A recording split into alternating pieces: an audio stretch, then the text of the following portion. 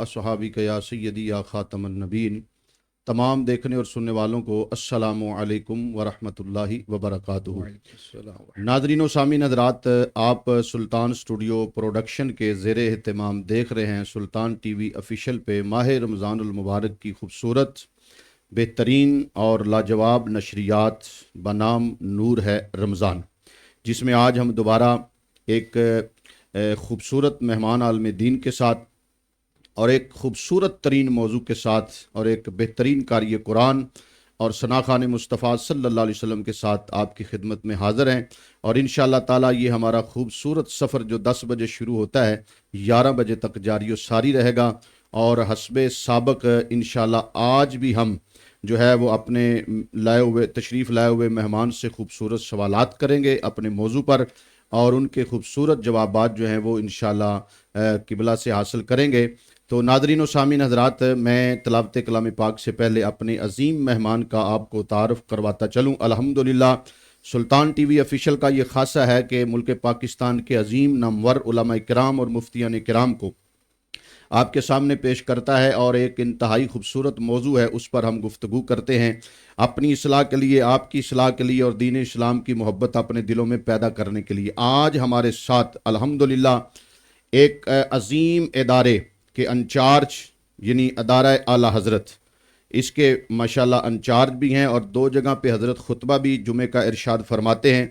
और शेखुल इस्लाम मदनी मियाँ साहब से आपको खिलाफत जो है ये भी अता हुई है, और सिलसिला शाज़लिया कादरिया और चिश्तिया से भी आप फैज़ याफ्ता हैं, और माशाल्लाह कई किताबों के आप मुसन्नफ़ भी हैं। उनमें से 1-2 के मैं नाम असूल बरकत के लिए ज़िक्र भी कर देता हूँ। इमामुल औलिया किताब आपने लिखी है, नूर कुरान किताब आपने लिखी है, मदारुजुन नबूवत पर एक तहकीक आपने पेश की है, और माफिल इस्लाम किताब भी आपने लिखी है, और माशाल्लाह एक अजीम जमात के आप सरबराह भी हैं, और 50 मसाजिद माशाल्लाह आपकी निगरानी में जो हैं वो जो अल्हम्दुलिल्लाह उसमें काम हो रहा है। तो इतने अजीम औसाफ से अल्लाह ने आपको मुत्तसिफ फरमाया है, इतने एजाज़ अल्लाह ने आपको और इतनी इज़्ज़त अल्लाह ने आपको अता फरमाई है। इन इज़्ज़तों से बहरावर जो शख्सियत हैं वो हैं आज हमारे मेहमान। मेरी मुराद अबू हंज़ला हज़रत अल्लामा मौलाना मोहम्मद अजमल कादरी मदनी साहब इस वक्त हमारे साथ स्टूडियो में तशरीफ़ फरमाएँ। किबला अस्सलामु अलैकुम वरहमतुल्लाहि वबरकातुहू। हजूर, आपकी नवाजिश है, मोहब्बत है और आपका बड़ा पन है, आपने हमें वक़्त अता फरमाया। इंशाअल्लाह आपसे हमारी बातें होंगी अपने इंशाअल्लाह खूबसूरत मौजू पर। तो नाज़रीन व सामीन हज़रात, हम अपने प्रोग्राम का बाकायदा आगाज़ कलाम इलाही से करते हैं। आयात रबानी की तिलावत के लिए मैं मुल्तमिस हूँ कारी कुरान ज़ीनतुल कुर्रा फ़ख्रुल कुर्रा जनाब मोहतरम कारी मोहम्मद शफ़ीक नक्शबंदी साहब, आप तशरीफ़ लाते हैं और तिलावत कलाम पाक से प्रोग्राम का आगाज़ फरमाते हैं। जी कारी साहब।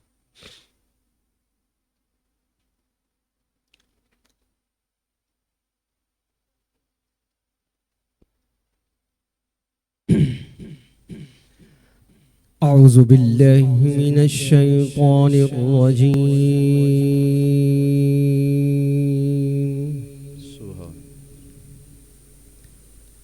بسم الله الرحمن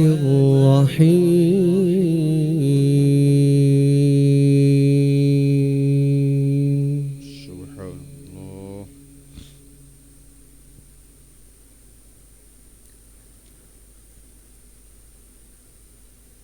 هو الله الذي لا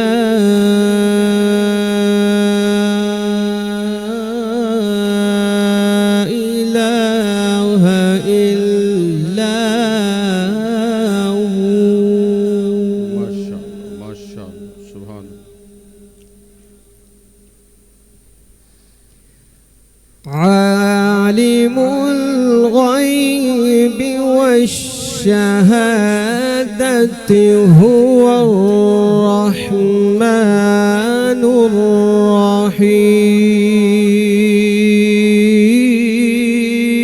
الرحيم ما شاء الله سبحان الله.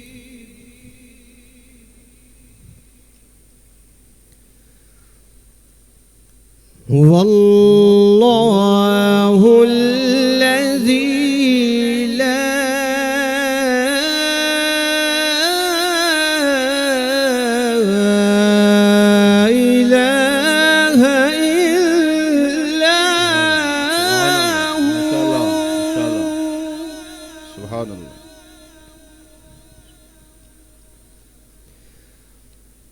الملك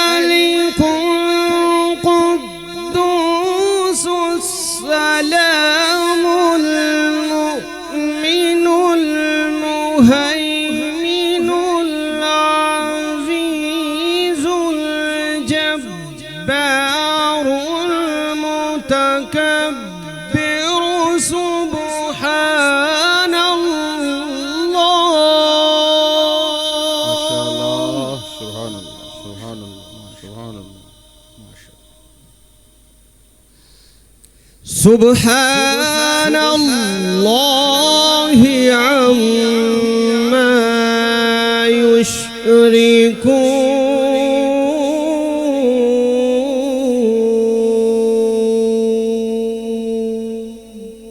ما شاء الله.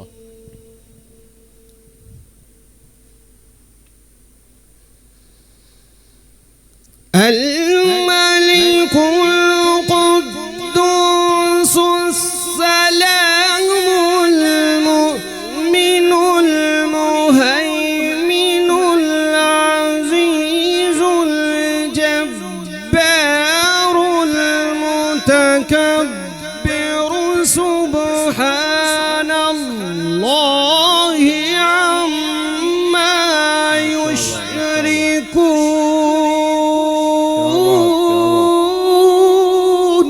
سبحان اللہ. ماشاء اللہ ماشاء اللہ. بہت خوب.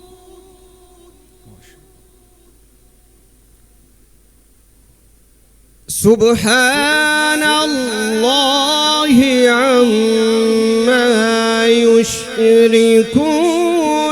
هو الله الخالق البارئ المصور له الأسماء.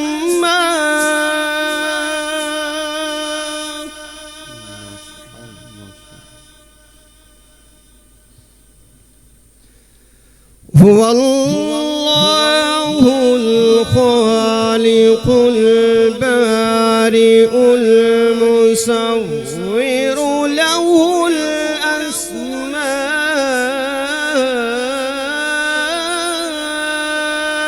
الحسنى.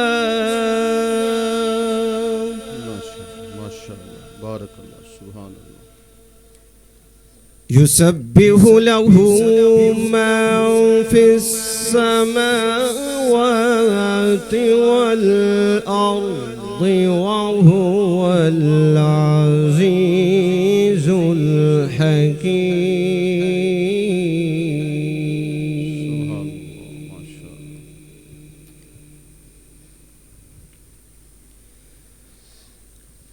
بسم الله الرحمن الرحيم. إنا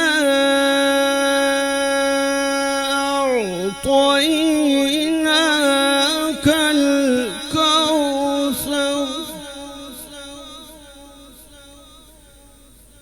فصل لربك وانهر. إن شانئك هو الأبتر.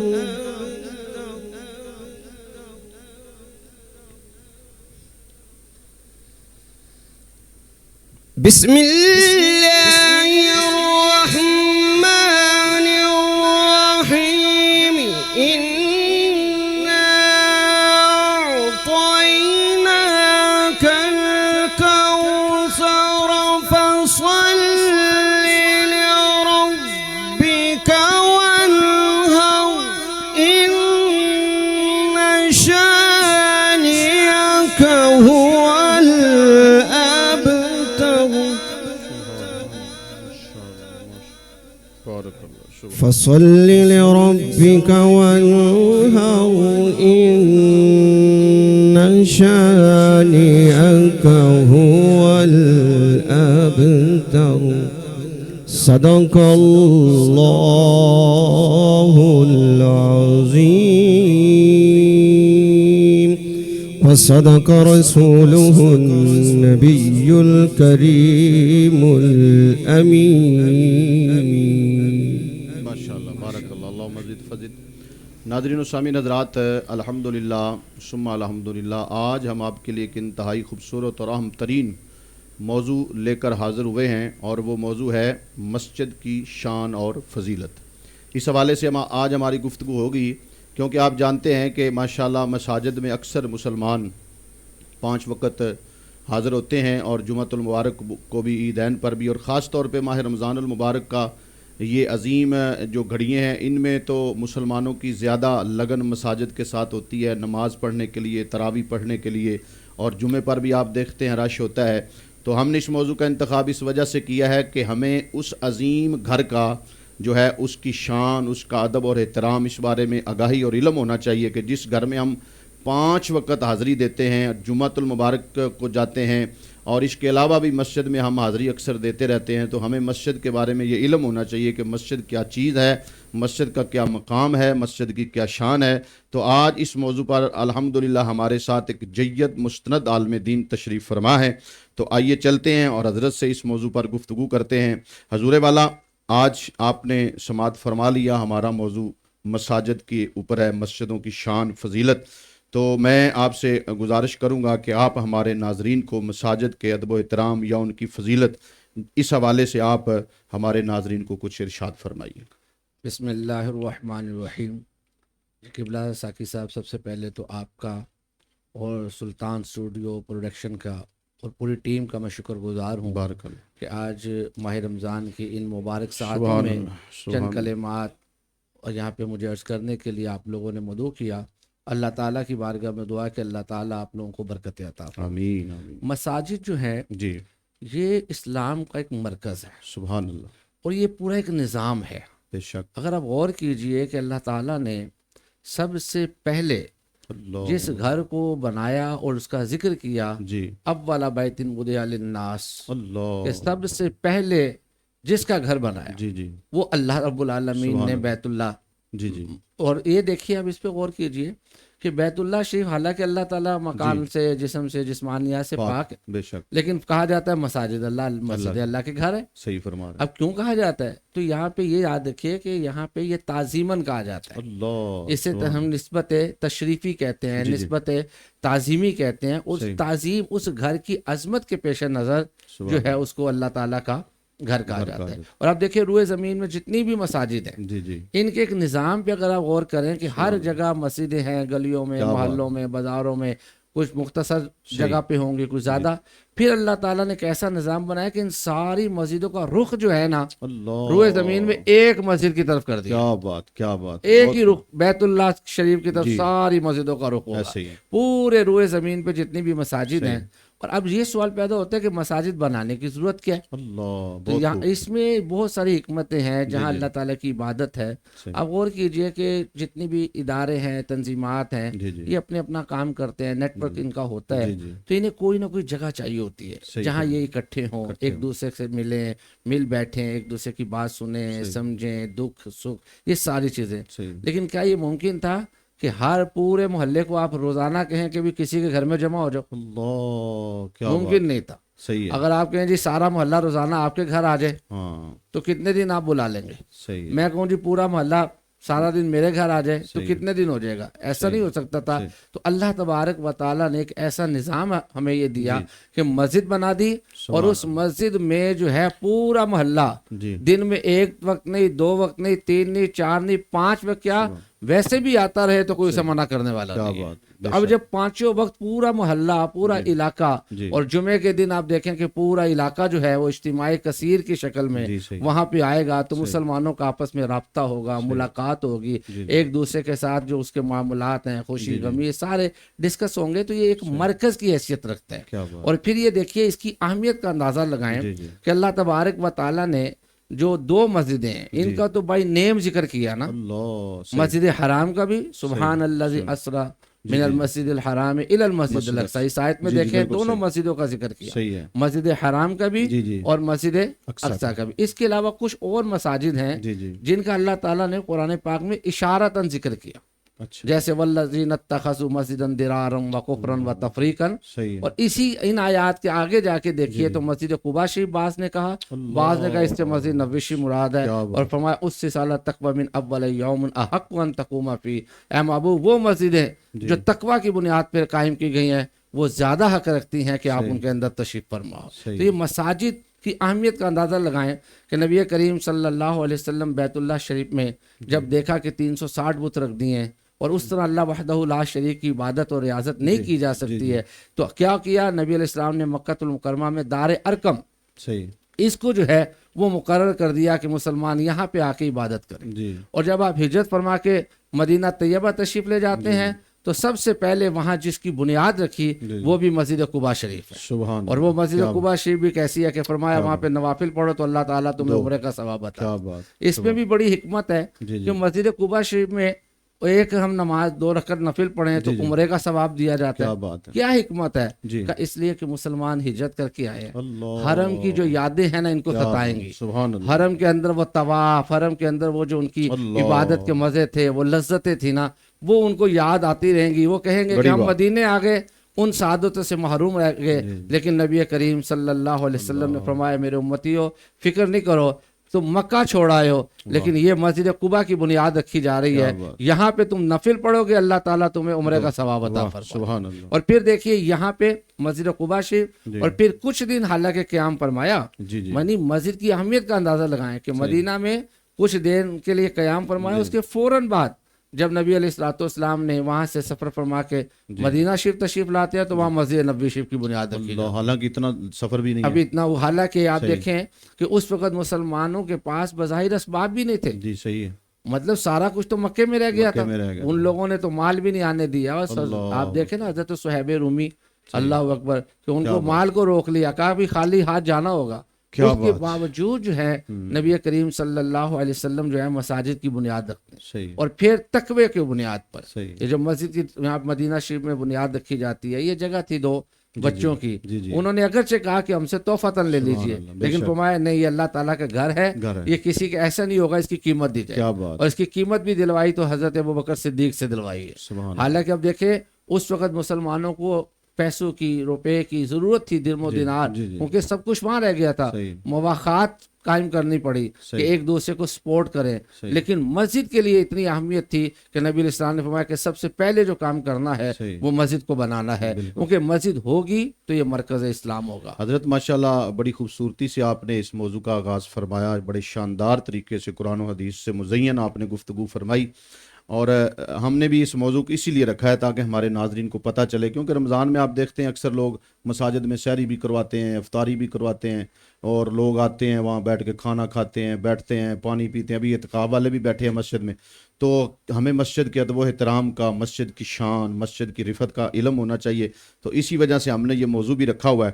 کیونکہ لوگوں کا زیادہ رجحان ماہ رمضان میں مسجدوں کی طرف ہوتا ہے۔ تو حضور ماشاءاللہ آپ نے بڑی خوبصورتی سے اس موضوع کا آغاز فرمایا۔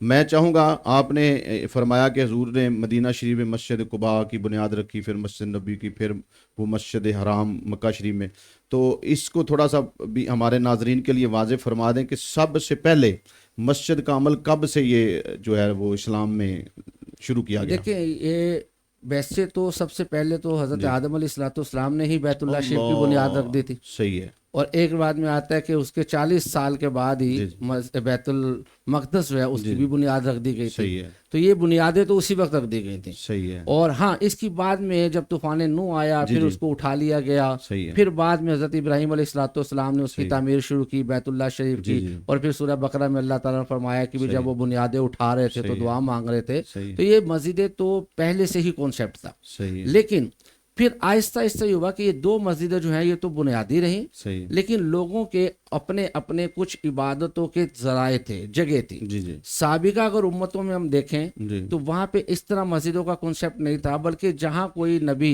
نشاندہی فرما دیتا کہ یہاں تم نے عبادت کرنی ہے صحیح تو سارے پابند ہوتے تھے اسی جگہ پہ جا کے عبادت کرنے، اچھا، صحیح، اپنی مرضی سے کسی جگہ کا انتخاب نہیں کر سکتے صحیح تھے۔ ہے، اس کے لیے پھر کن جگہوں کا کیا جاتا تھا، بسا اوقات غاروں کا استعمال کیا جاتا تھا کہ غاروں میں جا کے تنہائی میں جا کے لوگ جو ہے وہ اپنی عبادت و ریاضت کرتے تھے، جس کا ایک عملی نمونہ اگر آپ دیکھیں کہ نبی کریم صلی اللہ علیہ وسلم بھی غار ہرا میں تشریف لے جاتے، کچھ دنوں کے لیے وہاں پہ آپ قیام فرماتے، ٹھہرتے۔ اچھا، اسی طرح بسا اوقات کچھ جگہوں کو مخصوص کر دیا جاتا ہے انڈور، اور وہاں پہ عبادت کرتے، بسا اوقات کھلے میدانوں کے اندر، چراگاہوں کے اندر، جیسے مدینہ طیبہ کے اندر کچھ جگہ تھی، وہاں پہ ان لوگوں کو وہ باہر جا کے اچھا حضور، یہ مسجد، لفظ مسجد جو ہے اس کا معنی کیا ہے، اس کا مفہوم کیا ہے؟ جی، مسجد کا اگر آپ لغوی معنی دیکھیں تو یہ ہے کہ جہاں سجدہ کیا جائے، سجدہ کی جگہ، اس میں ظرف کا یہ صیغہ ہے، تو جہاں سجدہ کیا جائے، سجدہ کرنے کی جگہ، یہ تو لغوی اعتبار سے۔ لیکن اگر اصطلاحی لحاظ سے لیں تو زمین کا وہ ٹکڑا جسے کسی نے اپنی ملکیت سے نکال کر اللہ تعالیٰ کے لیے وقف کر دیا جائے، کر دیا، یعنی اب اس کی ملکیت نہیں رہا، اس نے وقف کر دیا ہے، اور وہاں پہ 5 وقت کی اذان اور جماعت وغیرہ کا اہتمام ہوتا ہے تو وہ مسجد کہلاتی ہے۔ اگر وہاں جمعے کا بھی اہتمام ہوتا ہے تو وہ پھر جامع مسجد کہلاتی ہے، اور اگر جمعے کا اہتمام نہیں ہوتا تو پھر وہ 5 وقتہ نماز کے لیے مسجد۔ اچھا حضور، قطع کلامی معاف، ماشاءاللہ آپ، میں دیکھ رہا ہوں کہ میرے سوال کو ماشاءاللہ آپ اس انداز میں بیان کر رہے ہیں کہ میرے کئی سوال آپ جواب میں کئی سوالات کے آپ ماشاءاللہ، اللہ تعالیٰ آپ کے علم میں مزید برکتیں پیدا فرمائے۔ حضور، یہ اکثر ہم نے دیکھا ہے کہ لوگ محلے کی مسجد چھوڑ کر کہیں دور جا کے جمعہ پڑھنے کے لیے، جیسے داتا صاحب رحمۃ اللہ لوگ چلے جاتے ہیں، یا اسی طرح کہیں اور بڑی مسجد یا کسی بزرگ کی نسبت سے ہو، اسی طرح اعتکاف بھی لوگ اپنے محلے کی مسجد چھوڑ کر داتا صاحب جیسے چلے جاتے ہیں، یا اسی طرح کسی اور بزرگ کی درگاہ کے قریب مسجد ہوتی ہے۔ تو اس انداز میں اپنی مسجد کو، محلے کی مسجد کو چھوڑ کر اس طرح کسی دوسری مسجد میں، یعنی اس سے بڑی یا وہاں، اس اعتبار سے تو یہ شرعی طور پہ اس طرح کرنا کیسا ہے؟ دیکھیں، سب سے پہلا حق تو مسجد محلہ ہی کا ہے، صحیح ہے، تو مسجد محلہ ہی اس بات کا حق رکھتی ہے کہ آپ وہاں پہ اپنی عبادت کریں۔ صحیح ہے، لیکن اگر آپ کسی جگہ دور جاتے ہیں تو اگر کوئی مقصد صحیح ہے آپ کا تو پھر اس میں جانے میں ممانعت بھی نہیں ہے، لیکن اس میں اس بات کا خیال رہے کہ اتنے کثیر لوگ نہ چلے جائیں کہ مسجد محلہ جو ہے وہ غیر آباد ہو جائے۔ بہت زبردست۔ لیکن اگر مسجد محلہ بھی آباد ہے اور ایک کا دکا 2-4 لوگ چلے جاتے ہیں جس سے مسجد کی آبادی کے اوپر کوئی اثر انداز نہیں ہوتا تو پھر اس صورت میں منع نہیں کیا جائے گا۔ لیکن اگر سارے ہی اس مسجد کو اگنور کر دیں اور سارے ہی کسی اور جگہ جانا شروع کر دیں، اور وہ دور نہیں بلکہ وہ تھوڑا بھی ادھر ادھر کہیں جائیں گے تو وہ پھر مناسب نہیں ہے۔ اچھا حضور، یہ اکثر ہم نے آپ جیسے علماء سے سنا ہے کہ مسجد میں اونچی نہیں بولنا چاہیے، سرکار نے منع فرمایا ہے، تو پھر یہ اذان بھی ہم پڑھتے ہیں اونچی آواز میں، پھر خطبہ حضرات خطبہ بھی، تقریر جب کرتے ہیں آپ بھی ماشاءاللہ کرتے ہوں گے، اونچی آواز میں لوگ اونچا بولتے ہیں، تو اس بارے میں پھر یہ کیا اس کا مطلب ہوگا؟ دیکھیں، جو مساجد میں اونچا بولنے کو منع کیا گیا اس سے مراد یہ ہے کہ بلا ضرورت اونچا بولنا۔ صحیح ہے۔ مثال کے طور پہ میرے سامنے 3 لوگ بیٹھے ہیں تو میری آواز اتنی ہونی چاہیے کہ 3 لوگوں تک پہنچے، لیکن اگر 300 لوگ بیٹھے ہیں تو ظاہر ہے مجھے اونچا بولنا پڑے گا۔ صحیح ہے۔ اب موقع کی مناسبت سے آپ کو اپنی آواز کو رکھنا ہے۔ اسی طرح بہت زیادہ ساؤنڈ سسٹم جیسے ہمارے ہاں بس اوقات ہو جاتا ہے تو وہ بھی موقع کی مناسبت سے ہو تو اس میں کوئی حرج نہیں ہے۔ بہت اچھا حضرت، ماشاءاللہ یہ بڑی خوبصورت آپ نے بات کی ہے حضرت۔ یہ اکثر مساجد میں کمیٹیاں ہوتی ہیں مسجد کو چلانے کے لیے، معاملات مسجد کے امام صاحب، خطیب صاحب اور مساجد کے مالی معاملات جو بھی ہوتے ہیں، تو اس میں اکثر نام لیا جاتا ہے کہ صدر، مسجد کا صدر، تو یہ لفظ بولنا کہ اللہ کا گھر ہے وہ، تو اس کا صدر، تو اس حوالے سے کیا آپ دیکھیں، مسجد کا صدر تو یہ مناسب نہیں ہو کہا جائے کہ مسجد کی جو انتظامی کمیٹی ہے صحیح ہے، اس کے ذمہ دار ہیں، صدر ہیں، اس کمیٹی کا تو کوئی صدر ہو سکتا ہے، مسجد کا نہ کوئی مالک ہو سکتا ہے۔ لیکن بعض یہ بھی کہہ دیتے ہیں خادم مسجد ہے، اس طرح بھی ہوتا ہے، تو یہ صحیح کیا ہے؟ یہ بہت اچھا لفظ ہے خادم مسجد، اور حقیقت ہے کہ یہ خدمت ہی ہے، اور جو اسے خدمت سمجھ کے کرے گا وہی اجر و ثواب پائے گا۔ صحیح ہے۔ تو حضور، مسجد کے لیے پیسے مانگنا شرعن یہ کیسا ہے؟ دیکھیں، مسجد کی اولاً تو ہر مسلمان کو خود اس بات کا احساس ہونا چاہیے کہ دیکھیں جیسے میرے گھر کے اخراجات ہیں، میں اپنا نظام چلاتا ہوں، تو مسجد کے اندر میں صرف اکیلا نہیں جاتا بلکہ پورا محلہ آتا ہے، اس کے لیے لائٹنگ کا بھی اہتمام کرنا پڑتا ہے، پانی کا انتظام کرنا پڑتا ہے، اس کی دیگر ضروریات ہیں، ائمہ ہیں، خطبہ ہیں، جو وہ مبلغین ہیں جو وہاں پہ درس و بیان کرتے ہیں، تو ظاہر ہے یہ بات تو طے ہے کہ مسجد کے اخراجات تو ہیں، صحیح جب یہ بات طے ہے کہ مسجد کے اخراجات ہیں تو پھر دیکھا جائے گا کہ کیا مسجد کے اخراجات جو ہیں کسی ایسے سورس سے حاصل ہوتے ہیں کہ جس میں سوال نہ کرنا پڑے. صحیح مثلا مسجد کے پاس کوئی پراپرٹی ہے, کوئی جگہ ہے, کوئی دکانیں ہیں, یا کچھ مخیر حضرات نے خود ذمہ داری لے لی ہے جی جی کہ بھی مسجد کے لیے آپ نے چندہ نہیں کرنا, ہم کافی ہیں. صحیح اگر ایسی صورت ہے تو پھر تو ڈیفینیٹلی نہیں سوال کیا جائے گا. لیکن اگر ضرورت پڑتی ہے یعنی آمدن کم ہے اور اخراجات زیادہ ہیں تو پھر مسجد کے لیے اعلان کیا جائے گا, سوال کیا جائے گا, اور اس کے اوپر مسجد پہ خرچ کرنے کے فضائل بیان ہوئے ہیں باقاعدہ. اچھا جی ہاں, کہ اللہ تبارک و تعالیٰ کے گھر کو بنانے کے بھی فضائل بیان کیے ہیں, تو اس لیے پھر اس میں کوئی حرج والی بات نہیں ہے. لیکن جب مانگا جائے تو یہ دیکھنا ہوگا کہ کس پیسے کو ہم نے مسجد میں دینا ہے. صحیح مثال کے طور پر زکوٰۃ اگر کوئی مسجد میں دیتا ہے صحیح تو وہ نہیں لگ سکتی, کیونکہ زکوٰۃ میں مسئلہ یہ ہوتا ہے کہ آپ نے کسی کو اس مال کا مالک بنانا ہوتا ہے, صحیح ہے اور مسجد کا یا مسجد کی کسی بھی شے کا کوئی شخص مالک نہیں بنتا, صحیح ہے وہ سارے ان کے پاس بطور امانت ہوتا ہے. تو یہ کہ پھر جو ہمارے نفلی صدقات ہیں یا ہدیہ ہے, نذرانہ ہے, وہ چندہ وغیرہ کے طور پر دیا جائے. اچھا حضور, آپ کی بات سے میرے ذہن میں بات آ رہی ہے کہ جیسے وضو ہے, وضو کرنا سنت ہے سرکار کی, اس میں مسواک کرنا سنت ہے, ناخن کاٹنا حضور کی سنت ہے, دائیں ہاتھ سے کھانا کھانا حضور کی سنت ہے, یہ کئی سنتیں ہیں سرکار کی. تو اسی طرح مسجد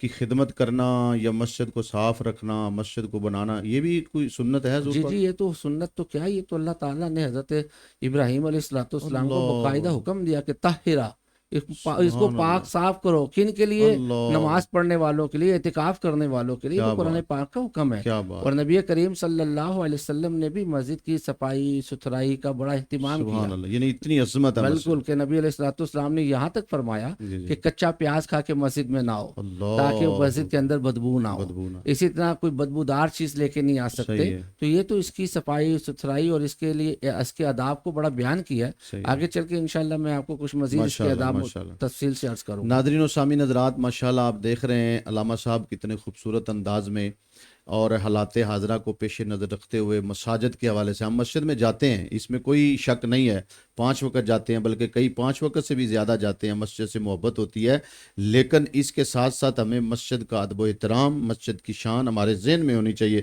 انشاءاللہ کہ بلا علامہ صاحب ہمارے ساتھ ہیں 11 بجے تک. انشاءاللہ مزید ہم ان سے سوالات کریں گے, اور سوالات کے انشاءاللہ مستند جواب حضرت انشاءاللہ ہمیں عنایت فرمائیں گے. اب ہمارے ساتھ روزانہ کی طرح الحمدللہ آج بھی ایک خوبصورت نعت خواں تشریف فرما ہے.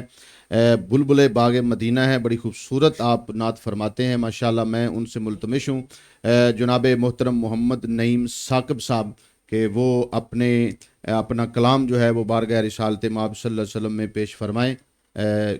محمد نعیم ثاقب صاحب جی.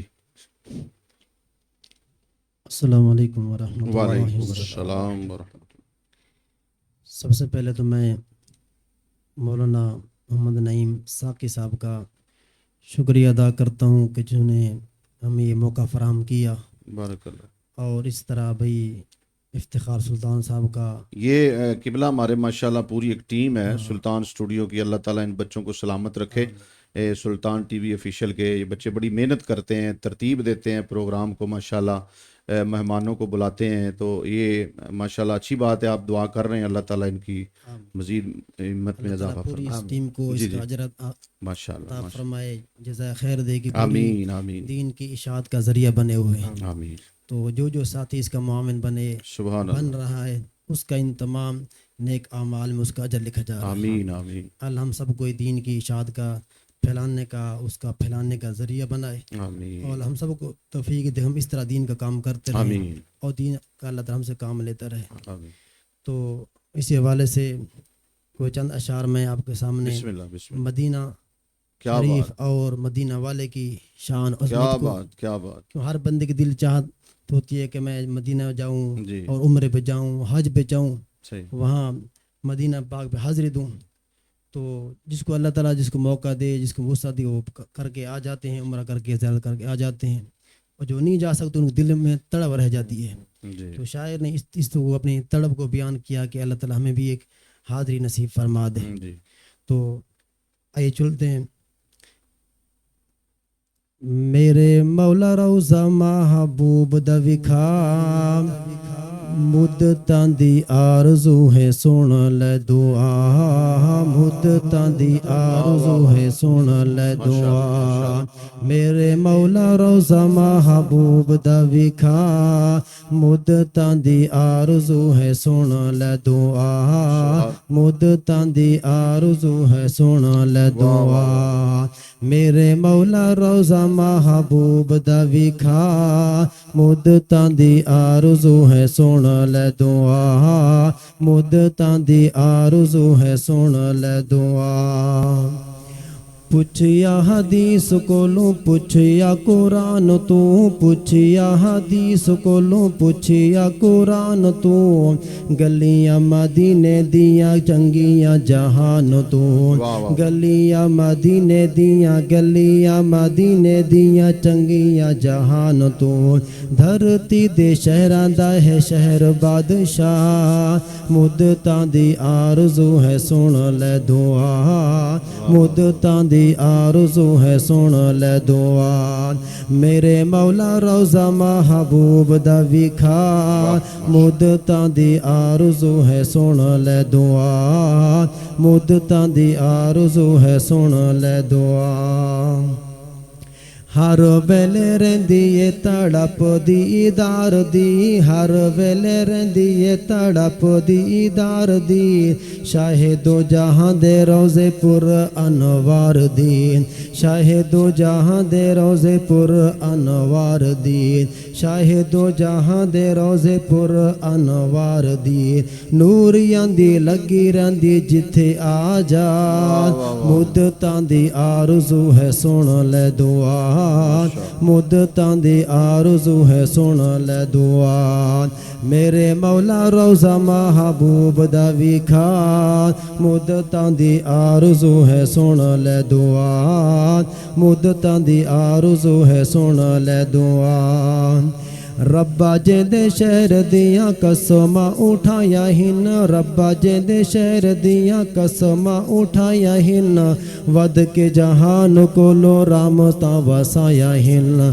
ਵਧ ਕੇ ਜਹਾਨ ਕੋਲੋਂ ਵਧ ਕੇ ਜਹਾਨ ਕੋਲੋਂ ਰਹਿਮਤਾਂ ਵਸਾਇਆ ਹਨ ਵਸਦਾ ਹੈ ਜਿੱਥੇ ਖਤਮੁਲ ਅੰਬਿਆ ਮੁੱਦਤਾਂ ਦੀ ਆਰਜ਼ੂ ਹੈ ਸੁਣ ਲੈ ਦੁਆ ਮੁੱਦਤਾਂ ਦੀ ਆਰਜ਼ੂ ਹੈ ਸੁਣ ਲੈ ਦੁਆ ਮੇਰੇ ਮੌਲਾ ਰੋਜ਼ਾ ਮਹਬੂਬ ਦਾ ਵਿਖਾ ਮੁੱਦਤਾਂ ਦੀ ਆਰਜ਼ੂ ਹੈ ਸੁਣ ਲੈ ਦੁਆ ਮੁੱਦਤਾਂ ਦੀ ਆਰਜ਼ੂ ਹੈ ਸੁਣ ਲੈ ਦੁਆ ਪੜੀਏ ਦਰੂਦ ਇਥੇ ਨੂਰੀ ਪਹੁੰਚਦੇ ਹਨ ਪੜੀਏ ਦਰੂਦ ਇਥੇ ਨੂਰੀ ਪਹੁੰਚਦੇ ਹਨ ਰੋਜ਼ੇ ਤੇ ਜਾ ਪੜੀਏ ਹੁਜ਼ੂਰ ਸੁਣ ਲੈਂਦੇ ਹਨ ਰੋਜ਼ੇ ਤੇ ਜਾ ਪੜੀਏ ਰੋਜ਼ੇ ਤੇ ਜਾ ਪੜੀਏ ਹੁਜ਼ੂਰ ਸੁਣ ਲੈਂਦੇ ਹਨ ਦਿੰਦੇ ਨੇ ਸਲਾਮ ਦਾ ਜਵਾਬ ਮੁਸਤਫਾ ਮੁੱਦਤਾਂ ਦੀ ਆਰਜ਼ੂ ਹੈ ਸੁਣ ਲੈ ਦੁਆ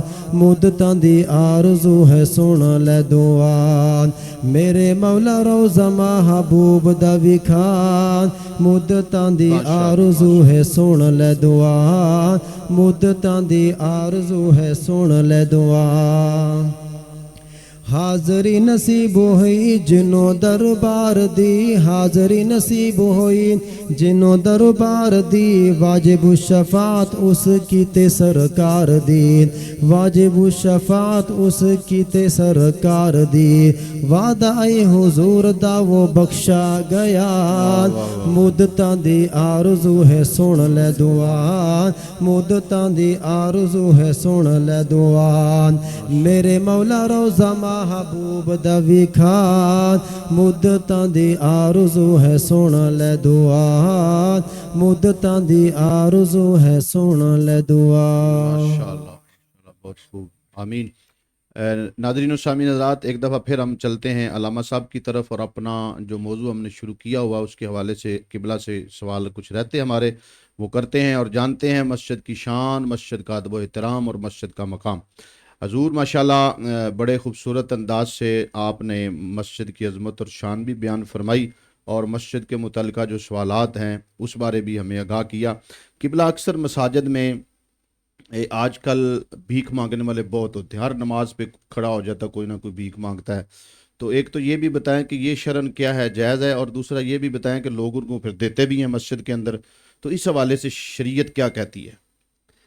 جی یہ بڑا اہم ایک آپ نے سوال کیا ہے، جی تو اگر آپ مجھے 2 منٹ اجازت جی، دیں بسم تو اللہ، میں اس بسم اللہ۔ سوال کا جواب دینے سے پہلے جو ہمارے جی جی، نعیم صاحب نے نعت شریف پڑھی کیا ہے، بات، کیا ایک بات، اپنی محبت کا اظہار کیا ہے، سبحان اللہ، تو دیکھیں ہر آدمی کا نا ایک محبت کا ایک انداز ہوتا ہے۔ بے شک، ایک شاعر گزرے ہیں جی جی منور بدایونی، جی جی، یہ کلام ہاں جی، لکھتے بھی تھے جی جی، اور پڑھتے بھی تھے، میرے خیال میں عربی میں لکھتے تھے، اردو میں اچھا منور اردو، بدایونی۔ اچھا اچھا، تو یہ جو ہے نا ساری زندگی ان کے پاس اسباب نہیں پیدا ہوئے اللہ، کہ یہ مدینہ طیبہ جا سکیں، تو ان سے کسی نے پوچھا کہ بھی آپ مدینے گئے؟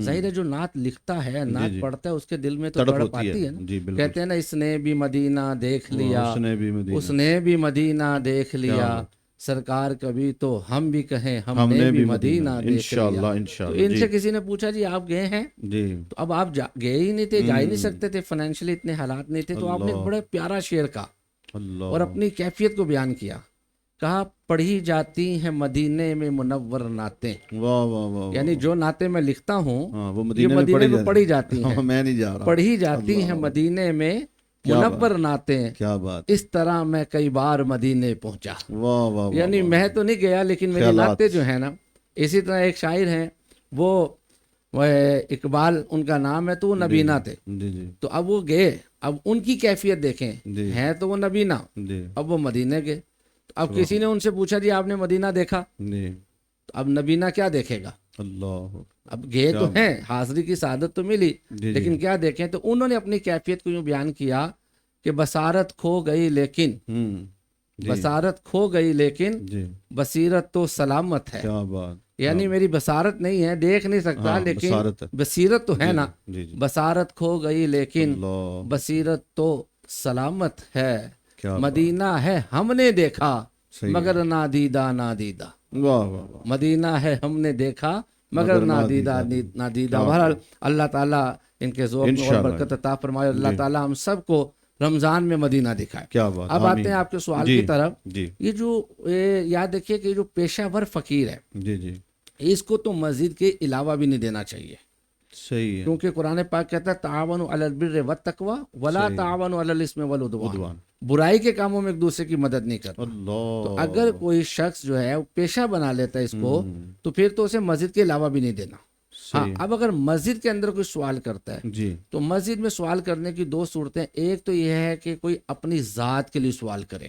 صحیح تو یہ تو جائز نہیں ہے، صحیح ہے، اپنی ذات کے لیے کوئی سوال نہیں کر سکتا اللہ، کہ بھی مجھے دے دیجیے، بڑی بات ہے، ٹھیک ہے۔ جی ہاں اگر وہ حقدار ہے، مستحق ہے، تو جی، جو مسجد کی انتظامیہ ہے، کمیٹی ہے، امام صاحب ہے، خطیب صاحب ہے، وہ ان کو اپنی حالت بیان کرے، صحیح ہے، اپنے حال بتائے، اگر وہ مطمئن ہوں صحیح ہے، اور سمجھے کہ ہاں یہ آنے والا سچ بول رہا ہے، صحیح ہے، تو پھر یہ اس کے لیے اعلان کر سکتے ہیں، صحیح ہے، یہ کہہ سکتے ہیں کہ بھی آنے والا حقدار ہے، مستحق ہے، تو اس کو دیجئے۔ اب گویا انہوں نے اپنی ذات کے لیے سوال نہیں کیا، صحیح ہے، لیکن اگر کوئی اپنی ذات کے لیے خود سوال کر دیتا ہے جی اور یہ پروسیجر جو ہے وہ اس کو جو ہے وہ اڈاپٹ نہیں کرتا بلکہ خود سوال کر دیتا ہے، جی، تو ایسے کو دینا منع، بلکہ اعلیٰ حضرت رحمۃ اللہ تعالی علیہ فتاوی رضویہ فرماتے ہیں کہ اگر ایسے کسی شخص کے سوال کرنے پر، جس نے مسجد میں اپنی ذات کے لیے سوال کیا اور کسی نے اس کو دیا، صحیح، اور اگر 1 پیسہ دیا نا، 1 پیسہ، جی جی، تو اسے اب لازم ہے کہ مسجد کے باہر جا کے اس کے کفارے میں 70 پیسے اور صدقہ کرے، اللہ، اچھا، کیونکہ مساجد جو ہے وہ ان کاموں کے لیے نہیں بنی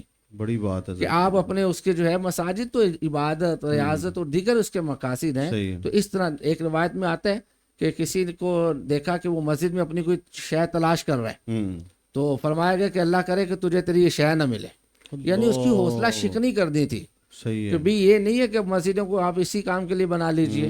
تو اس لیے اگر مسجد کے اندر کوئی فقیر آتا ہے، اور عموماً رمضان میں ہم نے دیکھا ہے صحیح ہے، بہت جی سارے جی، لوگ بہت آ زیادہ، جاتے ہیں، صحیح ہے، اور بسا اوقات وہ ایسے ایسے انداز ہوتے ہیں ان کے کہ وہ اتنا روتے ہیں، گڑ گڑاتے ہیں اور اشک جاری کرتے ہیں کہ صحیح، لوگوں کے دل نرم ہو جاتے ہیں، تو یہاں پہ پھر اب بیلنس رکھنا مشکل ہو جاتا ہے کہ اب اس کی حالت دیکھیں ہاں، اور یہاں پھر ہم کیا کریں، تو اس لیے یہ بڑا مشکل ایک مرحلہ ہوتا ہے، صحیح، لیکن حقدار اگر ہے تو خود سوال نہ کرے، کوئی اس کے لیے مانگے تو وہ پھر درست ہے، لیکن اپنے لیے خود سوال نہ کرے۔ اچھا حضور، اکثر بعض مسجدیں صحیح بنی ہوتی ہیں، ٹیلیں لگی ہوتی، سب کچھ ٹھیک ہوتا ہے، لیکن اس کو سجایا جاتا ہے مسجدوں کو، جیسے آپ دیکھتے ہیں شب برات ہے، ابھی شب قدر آئے گی، لوگ سجاتے ہیں، یا شب میلاد آتی ہے، تو یہ مسجد کو سجانا شرعن کیسا ہے؟ देखिए मस्जिद को सजाने की दो सूरतें हैं। जी एक तो ये कि मस्जिद को बाहर से सजा रहे हैं, ठीक है, जैसे 12 रबीउल अव्वल आती है, 14 अगस्त आती है, तो हमारी गवर्नमेंट भी मसाजिद सजाती है सही और अब बड़ी बड़ी अपनी इमारतें सजाते हैं। सही कह रहे हम लोग खुशी के मौके पे अपने घरों को सजाते हैं। सही है। तो ये तो है कि मस्जिद को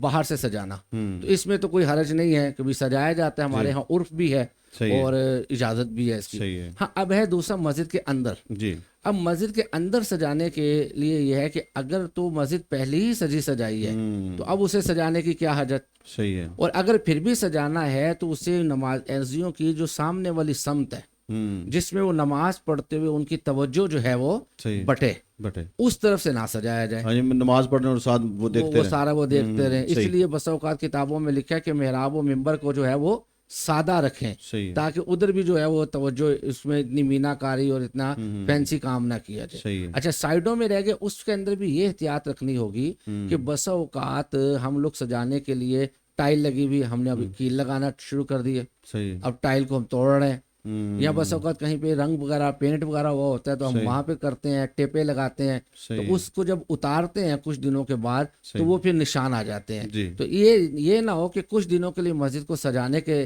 सिलसिले में हम बाद में उसको पूरे साल के लिए या कुछ अरसे के लिए उसकी खूबसूरती को खराब कर दें। अगर ये सब चीजें ना हो तो जरूरत के तहत जो है वो सजाई जा सकती है। अच्छा हजूर, ये अक्सर मस्जिद में जो दरियाँ होती हैं या कलीन होते हैं या मस्जिद का पाइप है पानी का या मस्जिद का पानी है, तो ये मस्जिद की अशिया दूसरा बाहर इसको इस्तेमाल कर सकते हैं? देखिए, मस्जिद की अशिया को कोई अपने ज़ाती इस्तेमाल में नहीं ला सकता सही उसकी, है। और ना ही कोई इसकी इजाज़त दे सकता है। अल्लाह, अच्छा इसलिए कि मस्जिद की, मैंने पहले भी बताया कि मस्जिद की किसी भी शय का कोई बंदा मालिक नहीं है। तो सही जब मैं है। मालिक ही नहीं हूँ हाँ, तो ना मैं खुद उसमें तसर्रुफ कर सकता हूँ बड़ी बात और है, ना सही मैं फरमा किसी को उसमें तसर्रुफ करने की सही इजाज़त दे सकता सही हूँ। है। अपने माल में तसर्रुफ करने की इजाज़त दे सकता हूँ। हाँ, सही। यहाँ पे एक बात हो सकती है कि खुसूसन जो मसाजिद बाज़ारों में होती हैं तो वहाँ पे अगर लोग आते हैं तो अब अगर आप बार बार लोगों को मना करते हैं भी पानी नहीं लेना, पानी नहीं लेना, पानी नहीं लेना, तो अब वो कहेगा भी अच्छा है, वो फिर बस औकात फितना फसाद होता है, लोगों को बस इल्म नहीं है। तो इसका एक तरीका तो उलमा ने ये बताया कि वो उस मस्जिद का जो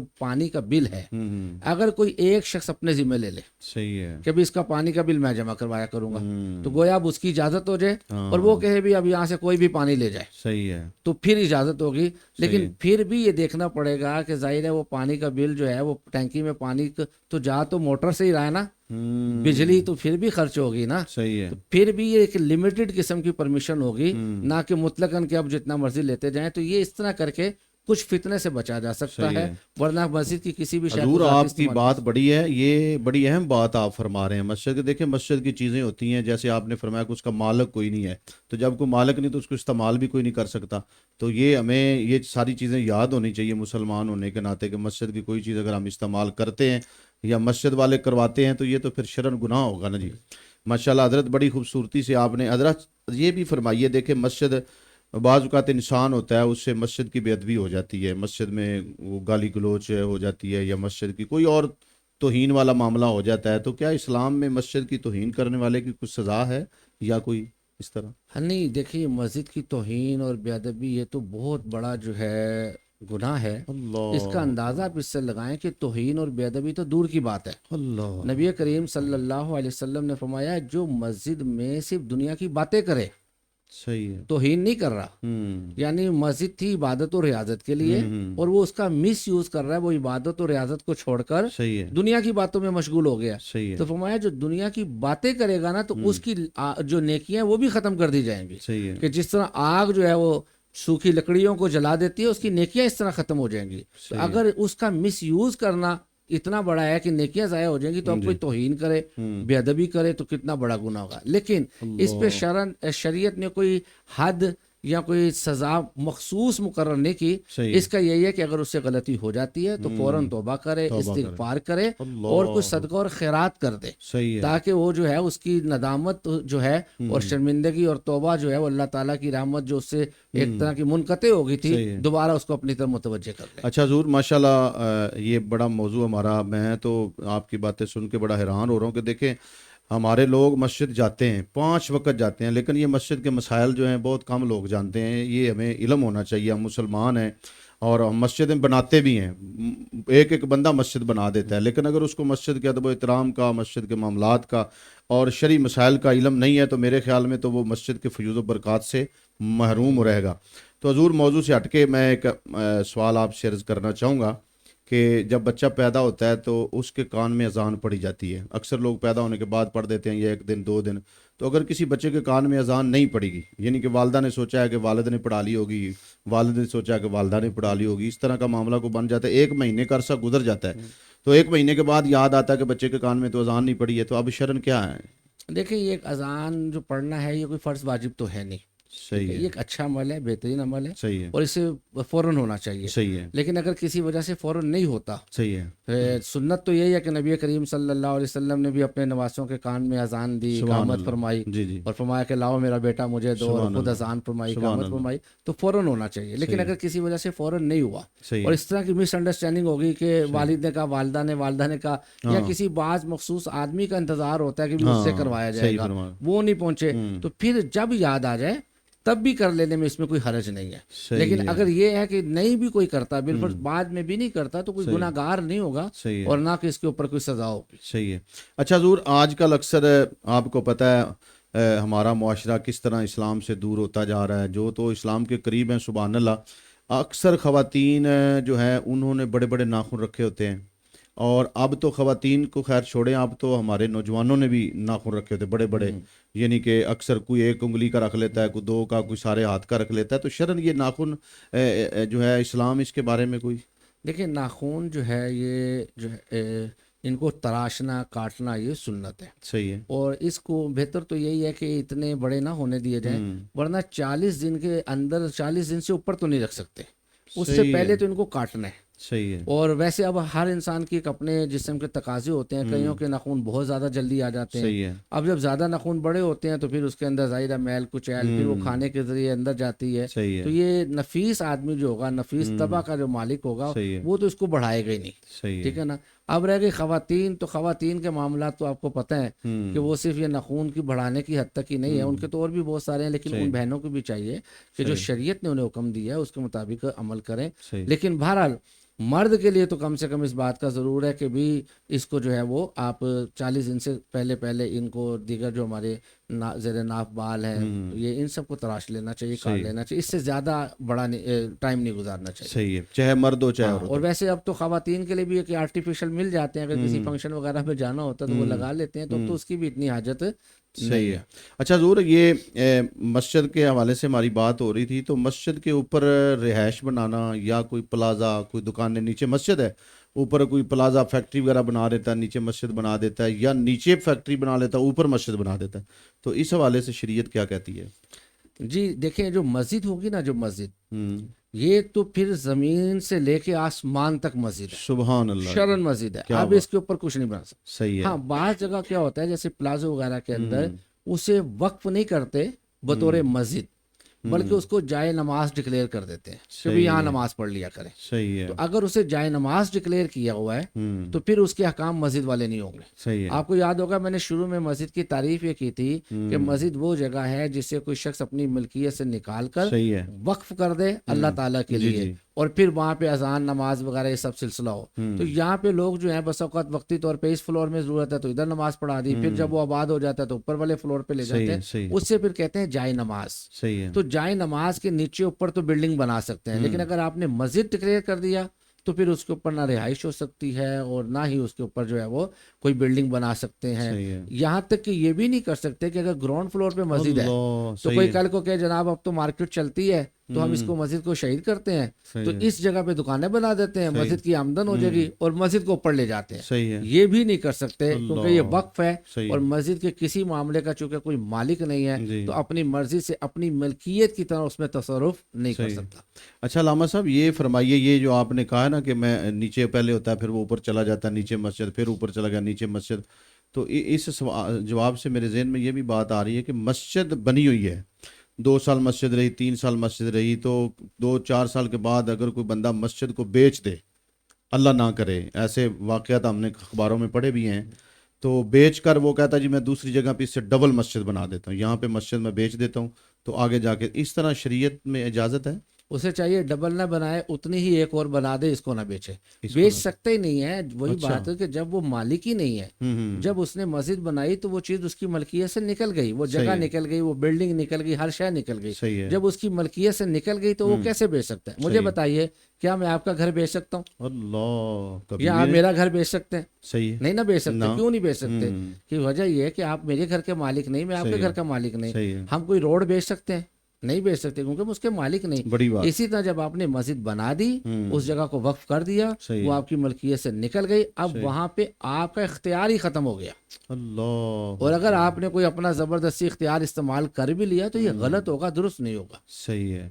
اچھا حضور, یہ اکثر جو ہے مساجد اللہ کے نام پہ بنائی جاتی ہیں, ادھر ہر کوئی آتا ہے نماز پڑھنے کے لیے, تو کیا کوئی ایسا بھی شریعت میں ہے کہ مسجد میں کسی کو آنے سے منع بھی کیا گیا ہے؟ ہاں جی, اس میں کسی مختلف جہتوں سے مختلف لوگوں کے لیے پابندی لگائی. مثلا ایسے چھوٹے بچے جو مسجد کے ماحول کو خراب کریں, ان کو نہ آنے دینا چاہیے, کہ وہ ظاہر ہے اتنے چھوٹے ہیں کہ انہیں پیشاب کا یورین کا پتہ ہی نہیں ہے, مسجد کو آلودہ کر دیں گے, تو ان کو منع کیا گیا. اسی طرح جو مجنون ہے, پاگل ہے, دیوانہ ہے, کہ اسے مسجد کے تقدس کا نہیں پتہ, اسے بھی منع کیا گیا ہے. تو یہ مختلف جہتیں ہیں کہ کس جہت سے کس کو کیوں منع کیا گیا. جیسے پہلے آپ دیکھیں کہ آج کل خواتین کو منع کیا گیا کہ مساجد میں فقہ حنفی کے مطابق جو ہے مطلب یہ نہیں آ سکتی, حالانکہ دور نبی صلی اللہ علیہ وسلم میں آیا کرتی تھی. لیکن جیسے جیسے حالات زمانہ بدلا اور فتنہ زیادہ شروع ہوا, تو پھر صحابہ کرام نے ہی, حضرت عمر فاروق رضی اللہ تعالیٰ عنہ کے دور سے اس پہ جو ہے پابندی لگا دی گئی. تو مختلف جہتوں سے مختلف لوگوں کو منع کیا جا سکتا ہے. اسی طرح ایک آدمی فتنہ فساد کے لیے آتا ہے, لڑائی جھگڑے کے لیے آتا ہے, تو اس کو بھی منع کیا جا سکتا ہے. حضرت, یہ تو بڑی اہم باتیں آپ نے بتائی ہیں مسجد کے حوالے سے. اکثر ہم نے تو دیکھا ہے بچے, چھوٹے بچے مسجد میں پڑھتے بھی ہیں آ کے, اور ان کو پاکی پلیتی کا پتہ نہیں ہوتا ہے. اور پھر اس کے علاوہ چھوٹے بچے اکثر والدین ساتھ لے آتے ہیں, وہ ساتھ بیٹھے ہوتے ہیں, کھیل رہے ہوتے ہیں مسجد میں. مجنون بھی محلے میں جو ہوتا ہے وہ بھی اکثر مسجد میں داخل ہوتا ہے. تو مطلب ہے کہ مسجد کی اتنی شان اور عظمت ہے کہ اس میں اس طرح کا بندے کا آنا منع ہے. تو یہ بڑی اہم بات ہے. انشاءاللہ ہم قبلہ مفتی صاحب سے مزید کچھ چند ایک سوال کریں گے, لیکن اس وقت ہمارے ساتھ ایک ثناخان مصطفیٰ ہیں, ہم ان سے گزارش کریں گے کہ وہ بھی اپنی حاضری بارگاہ مصطفیٰ صلی اللہ علیہ وسلم میں پیش فرمائیں. شان علی قادری صاحب اس وقت ہمارے اسٹوڈیو میں موجود ہیں, تو میں آپ سے گزارش کروں گا کہ آپ بارگاہ رسالت مآب صلی اللہ علیہ وسلم میں گلدستہ نعت پیش فرمائیں.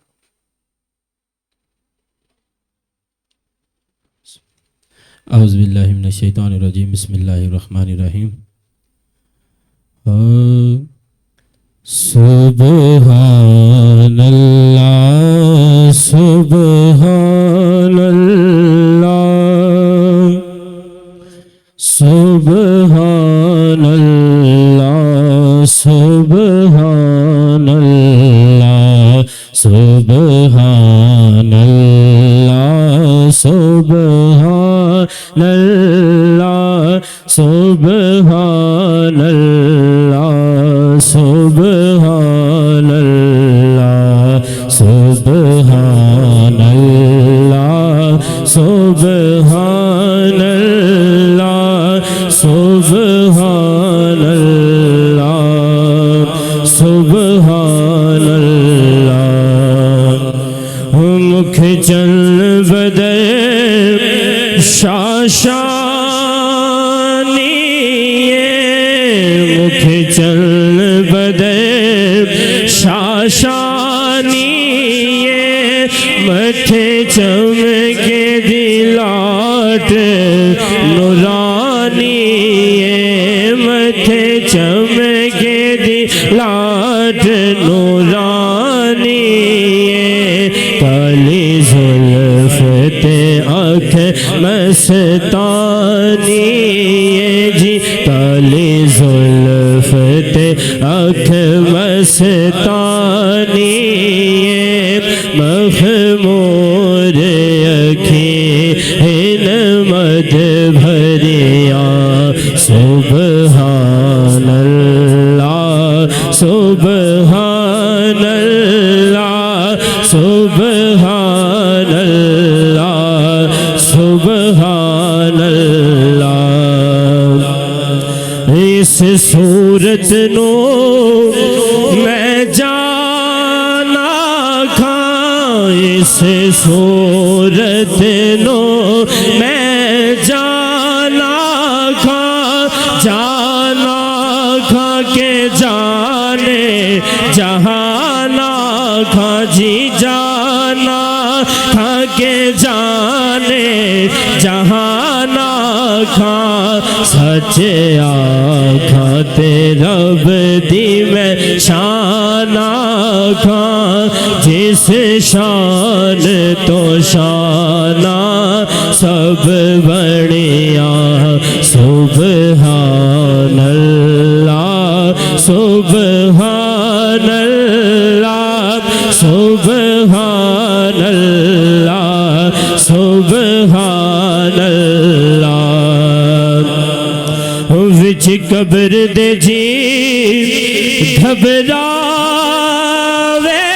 گا، جی وچ قبر دے جی گھبراوے گا، اوتھے کوئی نہیں آن چھڑاوے گا، جی اوتھے کوئی نہیں آن چھڑاوے گا، اوتھے کملی والا آوے گا، سبحان اللہ سبحان اللہ سبحان اللہ سبحان اللہ سبحان اللہ سبحان اللہ۔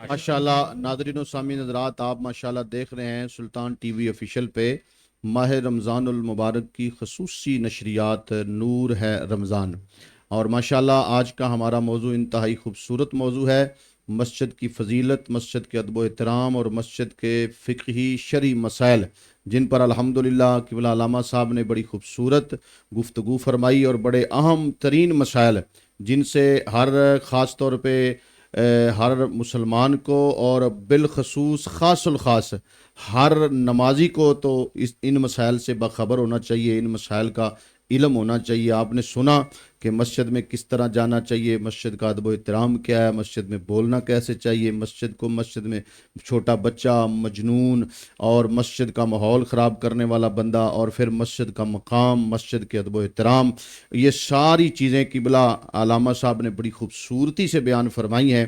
اب ہمیں ان چیزوں کو دیکھنا چاہیے، سوچنا چاہیے۔ قبلہ میں بڑی معذرت سے موضوع سے ہٹ کے ایک سوال آپ سے کرنا چاہتا ہوں کہ کیونکہ ہم مسلمان ہیں اور دین نے ہمیں بہت کچھ دیا ہے، چاہے جائے ہماری یہ بد نصیبی کہہ لیں، جو بھی کہہ لیں کہ ہم بعض چیزیں اسلام کی پسند کرتے ہیں، بعض ہماری طبیعت پر نہیں ہوتی تو وہ ہم نہیں عمل کرتے ہیں، تو یہ مونچھوں کے حوالے سے میں مسئلہ پوچھنا چاہتا ہوں۔ اکثر جو علم والے حضرات ہیں ان کو تو پتہ ہے، لیکن اکثر دیکھا ہے مونچھوں کے حوالے سے کہ کچھ لوگ ہوتے ہیں ان کو پتہ نہیں ہوتا، انہوں نے مونچھیں بڑی بڑی مونچھیں رکھی ہوتی ہیں، اور کئی تو باقاعدہ ان کا بڑا خیال رکھتے ہیں، تیل لگانا ان کو، وہ بٹ چڑھانا، اور بڑا ان کا جناب ان کا یعنی کہ خیال جس طرح رکھا جاتا ہے۔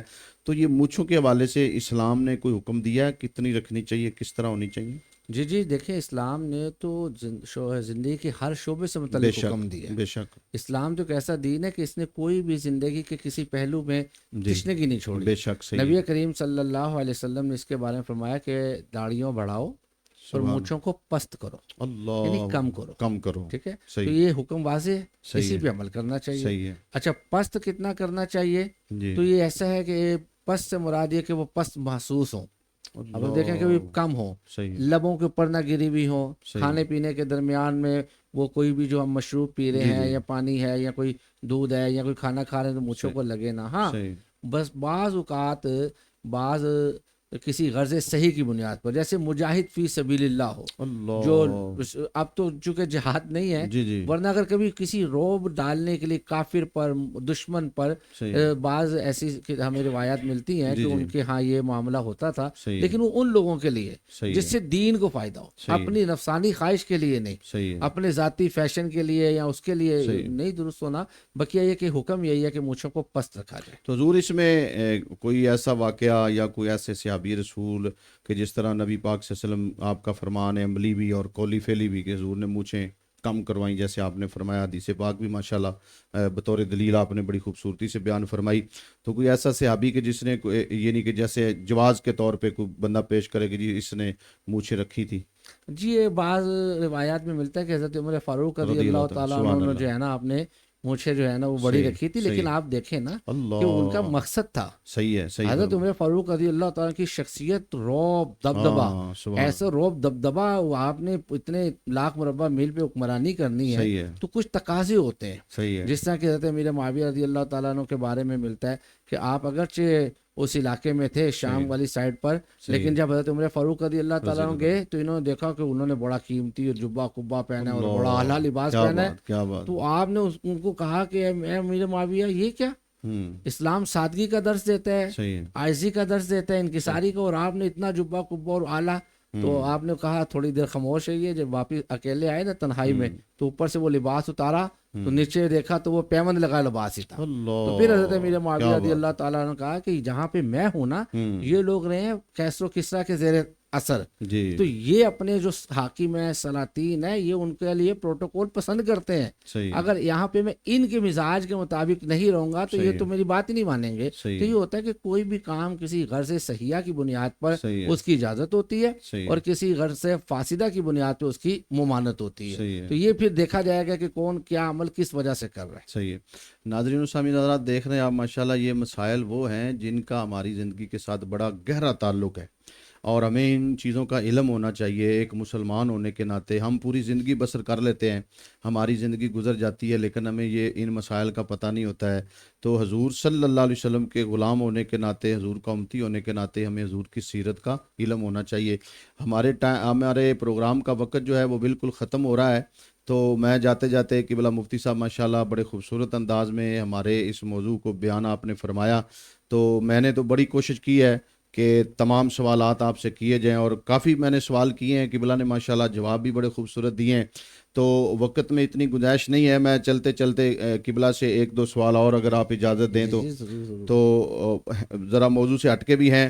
تو حضور یہ اکثر دیکھا گیا ہے کہ لوگ جب نماز پڑھتے ہیں تو شلوار ٹخنوں سے اوپر کر لیتے ہیں اور بعد میں پھر نیچے کر لیتے ہیں، تو کیا یہ شرعاً نماز میں ہے یا نماز کے بعد اجازت ہے نیچے شلوار کر لینا؟ یعنی اسے کہتے ہیں ازار کو جو ہے نا اپنے ٹخنوں سے اوپر کرنے کا جو صحیح، حکم ہے نا جی جی، یہ نماز کے لیے خاص نہیں ہے، اللہ اکبر، یہ صحیح، مطلقاً ہے، مطلب روٹین میں نماز سے پہلے بھی، ہاں، نماز میں بھی اور نماز کے بعد بھی۔ صحیح ہے، اور اس کی وجہ یہ تھی کہ جو کفار تھے وہ عرب لوگ جو تھے اس وقت سوسائٹی میں عرب کا صحیح، یہ انداز تھا کہ وہ جو ہے نا اس کو بطور تکبر زمین پہ لٹکایا کرتے تھے، صحیح، بطور تکبر۔ تکبر، تو اب نبی علیہ الصلوۃ والسلام نے تکبر سے دور کرنے کے لیے اپنے صاحب کو حکم دیا کہ تم اس کو اونچا رکھو۔ صحیح، یہی وجہ ہے کہ حضرت ابوبکر صدیق رضی اللہ تعالیٰ عنہ بارگاہ رسالت میں حاضر ہوئے اور اس کہنے کہ یا رسول اللہ صلی اللہ علیہ وسلم میرا تو پیٹ تھوڑا کیا باہر ہے تو میں یہاں بھی باندھتا ہوں تو وہ سیرک کے نیچے آ جاتا ہے، جب یہاں سے نیچے جائے گا تو پھر نیچے سے بھی نیچے جائے گا، تو فرمایا ابوبکر تم ان میں سے نہیں ہو، یعنی کیا مطلب تمہارا یہ عمل بطور تکبر نہیں ہے، کیا بات تو ہے، اس لیے یہ بطور تکبر اگر صحیح ہے، کریں گے تو پھر تو منع ہے۔ صحیح ہے، ہاں اگر ویسے ہے تو یہ مکروہ تنزیہی ہے، صحیح ہے، مکروہ تنزیہی یعنی شریعت کو تھوڑا ناپسند ہے، لیکن اب لوگ کیا کرتے ہیں کہ بس اوقات نماز کا جب وقت ہوتا ہے جی جی، تو اب اس مکروہ تنزیہی سے بچنے کے لیے وہ دو کام کرتے ہیں، یہاں تو اس کو اوپر سے یوں فولڈ کرتے ہیں صحیح ہے، تو یہ کپڑا الٹا گویا ہو گیا، صحیح ہے، اور الٹا کپڑا کر کے نماز نہیں پڑھنی چاہیے، یہ مکروہ تحریمی ہے۔ اور کوئیوں نے اور پینٹ بسوں وغیرہ کا نیچے سے وہ کر لیتے ہیں, اب اس میں بھی وہ الٹا ہو جاتا ہے. صحیح ہے تو دونوں صورتوں میں کپڑا الٹا بھی ہوتا ہے اور کپڑے کو ایب بھی لگتا ہے, صحیح اور ہے یہ نہیں ہونا چاہیے. صحیح ہے. اب اگر کرنا ہی ہے کہ اگر بالکل آپ بالفرض کہتے ہیں کہ نہیں بھی ہمیں اوپر ہی کرنا ہے, تو پھر نہ اوپر سے یوں اڑیسا جائے نہ نیچے سے الٹا فولڈ کیا جائے, بلکہ اس کو اظہار کو پکڑ کے یوں کھینچ کے اوپر کر لیجیے. صحیح اب کیا ہوگا کہ آپ کے ٹکنوں سے اوپر بھی ہو جائے گا اور آپ نے وہ فولڈ بھی نہیں کیا اور اس کو الٹا بھی نہیں کیا. اب حضور قطع کلامی معاف. دیکھیں ہم نماز پڑھنے کے لیے گھر سے وقت نکالتے ہیں, آتے ہیں, وضو کرتے ہیں, مسجد میں آتے ہیں, اور یہ چھوٹی چھوٹی چیزیں جن کو ہم کرتے نہیں ہیں اور مکروہ تنزیہ جیسے آپ فرما رہے ہیں, اور بعض چیزیں ایسی ہوتی ہیں جو مکروہ تحریمی کے قریب چلی جاتی ہیں, تو ہم بلا وجہ اتنی محنت کر کے مسجد میں آتے بھی اور پھر ثواب میں کمی کر جاتے ہیں. تو یہ بڑی خوبصورت آپ نے بات بتائی ہے کہ دیکھیں مسجد میں نماز پڑھنے کے لیے ہیں یا باہر ہوں, تو دونوں حالتوں میں آپ نے فرمایا کہ شلوار اوپر ہی ہونا چاہیے, جو اوپر ہونی چاہیے. ماشاءاللہ. ناظرین و سامعین حضرات, آپ نے دیکھا اور سنا ماشاءاللہ آج کا ہمارا موضوع, اور یقینی طور پہ آپ کو پسند بھی آیا ہوگا اور آپ انشاءاللہ اس پر عمل بھی کریں گے, اور عمل سے ہی بنتی ہے زندگی, جنت بھی جہنم بھی. تو ناظرین و سامعین حضرات, اب ہمارے پروگرام کا وقت جو ہے وہ ختم ہوا چاہتا ہے. دل تو چاہتا ہے کہ آپ سے باتیں کرتے رہیں, لیکن رمضان المبارک کا مہینہ ہے, حضرت بھی بہت مصروف ہیں, اور ان کی شفقت ہے کہ یہ رمضان شریف کے مہینے میں نماز تراویح, پھر نمازیں, پھر درس قرآن و حدیث, یہ سارے معاملات چھوڑ کر ان کا آنا, تو یہ سارے معاملات ہمیں دیکھنے پڑتے ہیں. انشاءاللہ تعالیٰ کل دوبارہ ہم ایک نئے موضوع کے ساتھ اور ایک نئے اور مستند عالم دین کے ساتھ آپ کی خدمت میں دوبارہ 10 بجے سے لے کر 11 بجے تک سلطان ٹی وی آفیشیل پہ نور ہے رمضان کی خوبصورت نشریات لے کر آپ کے ساتھ حاضر ہوں گے. تب کے لیے اجازت چاہیے. اب میں قبلہ علامت صاحب سے گزارش کروں گا کہ آپ دعا فرمائیں. اللهم صل على سيدنا ومولانا محمد وعلى آل سيدنا ومولانا محمد وبارك وسلم صلاة وسلام على رسول اللہ. یا رب العالمین, یا ارحم الراحمین, اے پاک پروردگار, ہم سب نے یہاں پہ تیرے دین کی تبلیغ و اشاعت کے لیے جو کوشش کی سے اپنی بارگاہ میں قبول فرما. اے پاک پروردگار, سلطان اسٹوڈیو ٹی وی پروڈکشن, ان کی پوری ٹیم, علامہ نعیم ساقی صاحب کو ہم اللہ کریم جزائے خیر عطا فرما, ان کے تمام نیک مقاصد میں کامیابی عطا فرما, ہمارے اس ادارے کو دن دگنی رات چگنی ترقی عطا فرما, ہمیں حقیقتاً دین اسلام کے مسائل سیکھنے, اس پہ عمل کرنے, دوسرے تک پہنچانے کی سعادت نصیب فرما. اے پاک پروردگار, یہ اشرا جہنم سے آزادی کا اشرا ہے, اس میں ہم سب کی کامل بخشش فرما, ہمیں بھی جہنم سے آزاد فرما. اے مولا کریم, سحر و افطار میں جن لوگوں کو تو جہنم سے آزاد فرمائے ان میں ہمیں بھی شمار فرما. اے اللہ, اس ماہ رمضان کو ہماری بخشش کا وسیلہ بنا دے, ہماری مغفرت کا وسیلہ بنا دے. یا الہ العالمین, جو نیک اعمال ہم اپنی استطاعت کے مطابق تمام مسلمان مومنات کر رہے ہیں, انہیں اپنی شان کے مطابق قبول فرما دے. اے اللہ, خطائیں, غلطیاں, سستیاں, غفلتیں دور فرما دے. یا رب العالمین, ہماری تمام دعاؤں کو قبول فرما. سبحان ربک رب العزت عما یصفون وسلام علی المرسلین والحمد للہ رب العالمین برحمتک یا ارحم الراحمین. جزاک اللہ خیرا. آمین. رب کے مہمان